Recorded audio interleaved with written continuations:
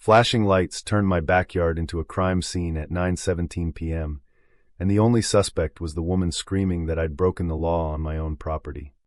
Karen Whitaker stood there like a queen dethroned, clipboard trembling in her manicured hand, while two sheriff's deputies tried not to laugh at the woman who'd just called them on a gate that county records proved was never hers to touch. Sunset Ridge, Arizona, looked like paradise on the brochure: red rock canyons, turquoise pools, civilized living. What they didn't print was the fine print. Once you signed the HOA papers, civilization came with a side of surveillance. I'd left Phoenix for peace after my divorce, just me and my 10-year-old son Liam. 3 months in, I poured every spare dollar into a private gate that cut straight from my backyard onto the community pool walkway.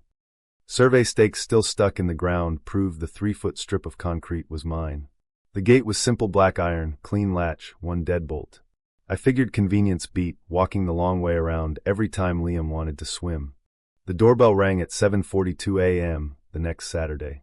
Karen Whitaker, HOA president for 12 glorious years, stood on my porch in a floral blouse that screamed, "I brunch and judge." "Ryan Brooks? Welcome wagon." She shoved a 3-inch binder into my chest like it was the Constitution.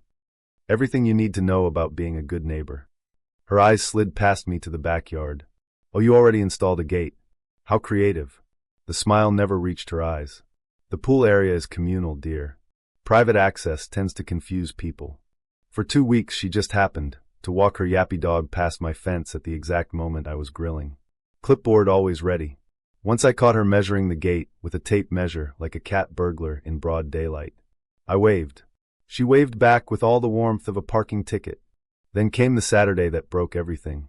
I pulled into the driveway after picking up Liam from soccer and heard it. Bass thumping, kids screaming, the unmistakable splash of my own pool. Balloons bobbed above my fence. My deck chairs were full of strangers. And right in the center, Karen Whitaker in a wide sun hat, sipping a margarita from my Yeti, holding court like the pool was her personal cabana. "Ryan, you made it," she sang, as if I'd been invited to my own yard. "Neighborhood Unity Day. I thought your space would be perfect, more private, more scenic." A kid cannonballed into the deep end I'd paid for. Another adult helped himself to the cooler I'd stocked that morning. I kept my voice low and even. "Karen, this is private property. You need to clear everyone out." She tilted her head, all fake concern. "Oh honey, the bylaws say communal amenities are for everyone. Your gate connects directly," so she gestured like a game show hostess. "It's basically shared." Behind her, someone turned the speaker louder. Liam looked up at me, confused. I looked at the 30-plus people trampling my grass and decided silence was the better weapon. I waited until the last guest left at dusk, waving like they'd just attended the best block party ever. Karen was the final one out. She patted my gate like it was a naughty puppy. "Next time give me a heads up, sweetie. We'll put it on the calendar." That night I installed the heaviest lock Home Depot sold. The click echoed like a judge's gavel. The next morning a bright yellow violation notice flapped on my door. Restricting community access to shared amenities, $3.50 fine. Remove lock immediately. Let's keep the spirit alive. Smiling face with smiling eyes, signed Karen Whitaker, President. I smiled for the first time in days. She escalated fast. Emergency board inspection, at 8 a.m. 3 days later. 4 of them marched through my house without knocking, cameras clicking, measuring tape snapping. Karen pointed at the lock like it was a murder weapon. "This is aggressive noncompliance, Ryan. Think of the children." I pulled out my phone, hit record, and spoke loud enough for the mic per section 4.2 of your own bylaws. Entry onto private lots requires written consent or documented life-threatening emergency. "Is someone dying, Karen?" Her smile twitched. One board member actually checked the binder like he'd never read it. They left 20 minutes later with a new stack of photos and 0 legal ground. Neighbors started crossing the street when they saw me. Curtains twitched. The group chat blew up with anonymous posts, certain new residents making everyone uncomfortable. Karen's signature was on every fine that followed, fence color. It was the exact shade approved on move-in. Trash can alignment, excessive backyard occupancy, me and my son playing catch counted. Then the envelope arrived. No return address. Just a flash drive and a handwritten note. "She's been skimming since 2019. Check the dates. You're not the first." Inside, 47 emails. Karen billing the HOA for board wellness retreats, that were actually her spa days in Sedona. Duplicate invoices for non-existent pool repairs. Community funds funneled into her personal Venmo for emergency margarita supplies. Every violation notice I'd received had matching internal instructions. Issue another on Brooks, keep pressure on until he sells. I didn't rage. I organized. Color-coded binder. Time-stamped everything. Called the county auditor at 9:01 a.m. the next business day. I have evidence of systematic embezzlement exceeding $87,000. How fast can you move? They moved fast. The mandatory HOA meeting was called for Thursday night. Urgent community safety discussion.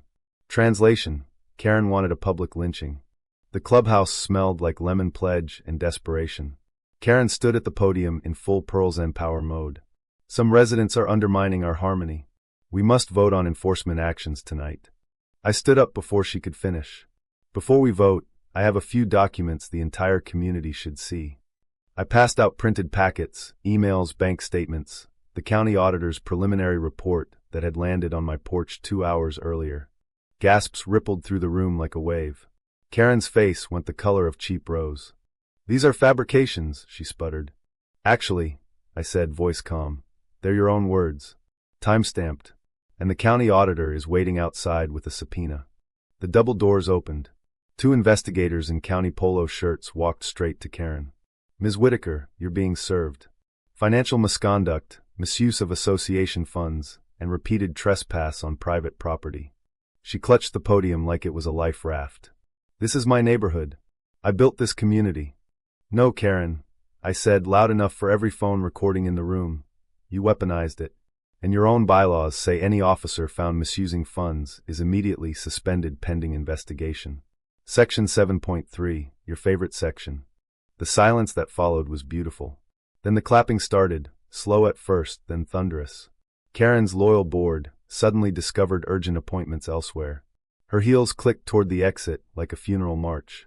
3 weeks later, the new HOA board, elected under county supervision, voted 100% to drop every fine against me and issue a formal apology. Maria Gonzalez, the new president, shook my hand at the first open pool party. Boundaries aren't rude, Ryan. They're respect. Kids cannonballed. Music played at normal volume. Liam floated on a raft, grinning ear to ear. I stood by the gate, the same gate that started it all, now proudly unlocked because everyone finally understood whose yard it touched. Karen's house went on the market 2 months later. Last I heard, she moved to a 55-plus community with even stricter rules. Irony is a hell of a drug. They called it community harmony.